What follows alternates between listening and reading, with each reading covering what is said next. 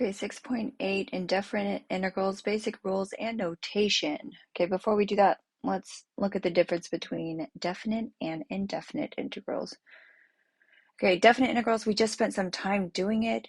I take the antiderivative of f of x, I get big F of x. And then I'm evaluating it from a to b. So I'm going to say from a to b, which is the same as doing the antiderivative of b minus the antiderivative of a. A definite integral has a lower and upper limit. It's bounded, so it's defined, so it's definite. An indefinite integral does not have a lower or upper limit, so it's not a concrete value. It doesn't have a boundary. When I take the integral of an indefinite integral, I still get the antiderivative, which is big F of x. But then I have to add c because I don't know exactly what the value is, so it's not a definite integral. It's like it's this plus maybe a constant. I'm not totally sure. Okay, let's consider some more antiderivatives because we knew more derivatives, which means we have to know more antiderivatives as well. So the antiderivative of e to the x is e to the x because the derivative of e to the x is e to the x. But I'm going to add a c because it's indefinite and I'm not really sure. Okay, now let me do the antiderivative of a to the x dx. Okay, let me think about this. Actually, let me on the side, don't write this down. Let me think about what the derivative of a to the x is. It is a to the x, and then I have to times it by ln a. Okay, so it is still going to have the a to the x, but since I normally times it by ln a, I have to divide it by ln a. So a to the x, and I'm going to divide it by ln of a. Let me look at this again. If I take the derivative of a to the x over ln a, the derivative of this is this. But then I have to times it by ln a, which is going to cancel with this and is going to end up giving me this. So I'm going to do plus c. Okay, this is also written as 1 over ln a to the x plus c. Okay, now what about 1 over x dx? I have to think about what derivative do I take that gives me 1 over x? Because if I, it's not power rule, because if this was x to the negative 1 and I raise it a power, it goes to x to the 0, which is 1, which is a constant, which I know is not correct. Okay, the derivative of, yes, ln x. If I do the derivative of ln x, I get 1 over x. So the antiderivative of 1 over x is ln x. Okay, now when I write ln x, I'm going to put an absolute value on the x. I'm also going to put a plus c. Okay, the reason I put absolute value on the x is I can only do the natural log of positives. And since I'm not really sure what they're going to try to have, there's no boundary on the original x other than it can't be 0, I have to add the restriction that when I'm doing the natural log, it's only of positives. Okay, so let's try some. Okay, find a general solution to the integral of 7 to the x dx. General means that there might be a c in it because I don't know exactly what it's going to be. It's indefinite. Okay, so 7 to the x, what is that? That's this one, which means it must be 1 over ln of 7 times 7 to the x, and then I'm going to add a constant because it's indefinite. Okay, I'm going to go down to b. Okay, b says f prime of x equals e to the x minus 2x squared and f of 0 equals 4. Find the particular solution of f of x. So in this case, they still want me to find f of x. I'm still going to do the antiderivative, but because they're giving me extra information, I can't just leave a c in there. A c is too generic an answer. Okay, so if f prime of x is this, let me think about what f of x is. Okay, so if that's the derivative, to get the function, I'm going to do the antiderivative. So the antiderivative of e to the x is e to the x. I love e to the x. Okay, now for negative 2x squared, I'm going to raise it to the third power. Then I'm going to divide by 3. Now there is plus c here because I don't have a boundary on it. So let me put that there for now, and then I'll figure out what to do with it next. Okay, now the extra information they gave me was that f of 0 is 4. So let me consider what happens when f of 0 is 4. Okay, so this is, say I make this f of 0. I'm going to plug in 0. What do I get? E to the 0 minus 2/3 times 0 cubed is 0 plus c. And when I plug in f, when I calculate f of 0, it has to equal to 4. Okay, well, what's e to the 0? 1 plus c equals 4, so that means c is 3, which means now I can go back and rewrite f of x, and I know exactly what the constant is.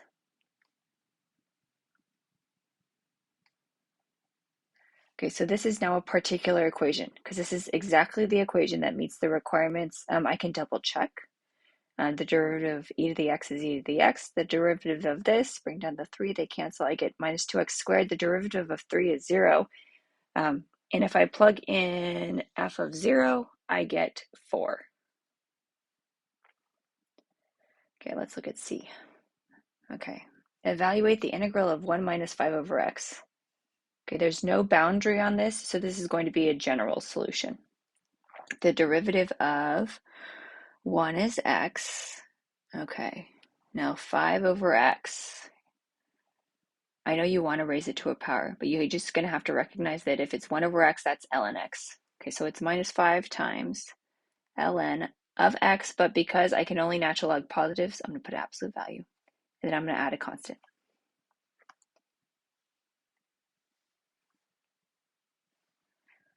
Okay, let's look at 4. If f of 1 equals negative 7 and f prime of x equals 2 over x plus 6 over x squared, find f of x. Okay. They give me f prime of x, so I'm going to take the antiderivative to find f of x. And in my head, I'm going to think of this as 2x to the negative 1 plus 6x to the negative 2. Okay, so f of x, the antiderivative. Oh, no, I don't want that to be 2x to the negative 1 because that's going to make it 0. So I'm going to have to notice that that's 2 over x. That's ln. Okay, so the antiderivative of 2 over x is 2 ln absolute value of x. Okay, how about the next one? I'm going to raise it to the negative 1, and I'm going to divide it by negative 1. So now it's negative 6x to the negative 1, and then I'm going to add c to it. Okay, which is great, except they did give me this extra piece of information that f of 1 is negative 7, so I'm going to use that to find the missing constant, and then I can give a particular solution. So if I do f of 1, 2 times the natural log, absolute value of 1 is just 1, minus 6 over x, which is 6 over 1, plus c, this should equal to negative 7.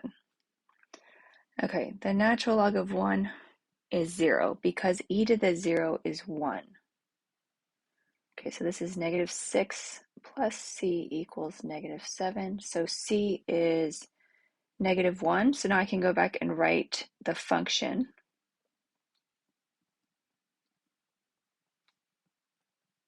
Including the constant negative 1. And you could always find the derivative to confirm that it works and that it meets the conditions. Okay, now let's look at some other integrals that you recognize because you know them as derivatives, but now we're going backwards and seeing what the original function is that gave this as a derivative. And we did some of these in the last section. So the integral of cosine x dx is sine x plus c, because the derivative of sine x is cosine x. To get sine, it's got to be cosine x, but it's got to be negative because it's the opposite. So negative cosine x plus c. Okay, secant squared x is the derivative of something. So the antiderivative of secant squared x is tangent x, because the derivative of tangent x is secant squared x. So I'm going to add c. Okay, cosecant, cotangent. It's one of those c's. The c's always have a negative in them as well. So this is negative. The antiderivative is cosecant x. and I'm going to add a constant. And that's because the derivative of cosecant x is negative cosecant x cotangent x. Okay, secant x tangent x. I recognize that as the derivative of secant. So this is secant x plus a constant. And then cosecant squared, I know that the derivative of cotangent x is negative cosecant squared x. So this is going to be negative cotangent x. And it's still true that whenever there's a c in your answer, there is in fact a negative sign. Okay, let's try using these, and then we'll see what other derivatives we found this semester that we now need to go back and figure out. Okay, so the integral of 3 secant squared x is here. So the antiderivative is tangent x, but it's times 3, so this is going to be 3 tangent x. Done. Okay, let's look at this. If dy dx equals 1 minus sine x, find the particular solution of f of x if f of pi equals pi minus 2. And let me fix that typo. Okay, let's go ahead and take the antiderivative. Okay, so dy dx equals 1 minus sine x, which is like the derivative of y, which we're gonna go with f of x since that's what they're calling it. Okay, so f of x equals, the antiderivative of 1 is x. The antiderivative of sine is negative cosine, so this is going to be positive cosine. I'm going to add a constant, and then let me just double check. The derivative of x is 1, derivative of cosine is negative sine, derivative constant is nothing. Okay, let me plug in the given information. So f of pi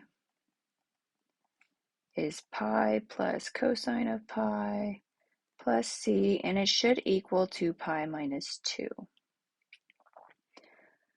Okay, oh, the pi's cancel. Nice. What is the cosine of pi? Actually, let me leave it in there for the moment. Okay, pi plus the cosine of pi was negative 1 minus 1 plus c equals pi minus 2. The pi's cancel. So c is negative 1.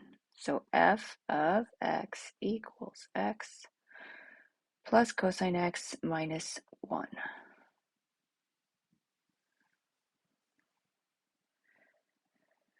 Okay, now let's look at these integrals. Okay, you should recognize these. They were the inverse derivatives of inverse trigs. You just have to remember which one goes with which. So this one here, that was the derivative of arc sine or inverse sine. So this is sine to the negative 1 of x plus a constant. Or you can write arc sine of x because they are the exact same thing. Okay, what about this one? That is the derivative of tangent. So this is going to be the antiderivative of inverse tangent plus a constant. And you can write arctangent as well. That's the same. Okay, and then the one with the absolute value has the weird absolute value situation. That's secant, because secant's just weird. Okay, I didn't include the other ones, but if there's a negative sign, cosine, inverse cosine, negative, inverse cotangent, negative, inverse cosecant. Okay, now let's try to recognize them. Okay, this looks like this, but it has an extra 3 here. So this must be 3 inverse sine of x, and then plus c because it's indefinite. Okay, or you could write 3 arc sine x plus c if that's easier. Okay, now let's look at one more. This guy looks like this. It does have this extra 4 at the bottom. So let me rewrite this as 1/4, or for fun, we'll call it arc secant of x plus c, or inverse secant. They are the same.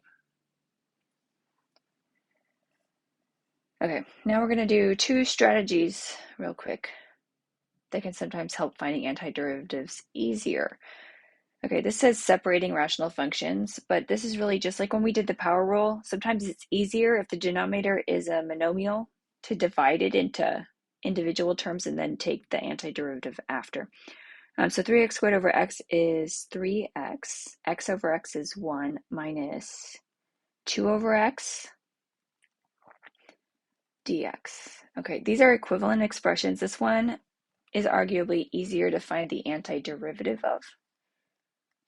Okay, so let me raise this to a degree. So now this is 3x squared, divide by 2, plus 1x. Oh, 2 over, oh, that's ln again. Since this is indefinite, I'm going to put plus c. Okay, and again, you can always take the derivative to double check. Bring down the 2, 3x. Derivative of x is 1. Derivative of minus 2, ln x, 2 over x. Okay. Okay, the last strategy is similar. Instead of leaving it the way it is, we can distribute the 3x, and it might make it easier to find the antiderivative. So we need to consider it both ways, anything that makes it easier for us. So 3x times x to the 1/2 is 1 plus 1/2, 3/2, plus 3x times x squared is 3x to the 3rd. Okay, and then I'll go ahead and take the antiderivative of this instead. Okay, 3x. I'm going to raise this to the 5 over 2, and then I'm going to divide by 5 over 2, which is really timesing by 2 over 5. And you can do that in your head. I'm going to show the step for now. Okay, plus 3x, I'm going to raise it to the 4th and then divide by 4, and then I'm going to add a constant. And then I'm going to simplify this to 6/5. X to the 5/2. You could leave it x to the 5/2, or you can make it the square root of x to the 5th.